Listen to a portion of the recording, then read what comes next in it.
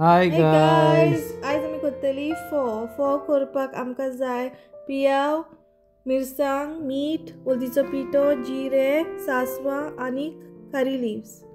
पयलीं आमी फोव धुतली आनी ते बरे पिवन कुशीन काडटली. हांगा हांवें स्ट्रेनर यूज केला.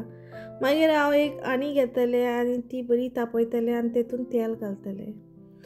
तुमकां जाय जाल्यार चड तेल घालूं येता ओ कमी तेल घालूं येता एज पर युअर प्रेफरन्स. मागीर तातूंत हांव जिरें घालतलें आनी मस्टर्ड सीड्स घालतलें. मागीर ते जाल्या उपरांत आमी करी लिव्स घालूंक जाय आनी पियाव आनी मिरसांग घालूंक जाय आनी बरें सोटे करूंक जाय. मागीर आमी इल्लें मीठ घालतली जाल्यार मीठ घातल्यार तो पियाव बरो मोव जातलो. मागीर इल्लो हळदीचो पिठो आनी बरें करून सोटे करतली.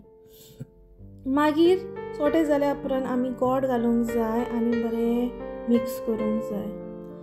गोड जितलें कमी घालूं येता ओ सुबेसूय घालूं येता based on your preference.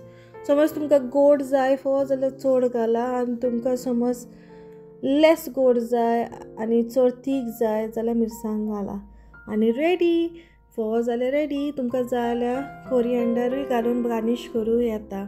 Enjoy and please don't forget to share, subscribe and like our channel. Bye everyone.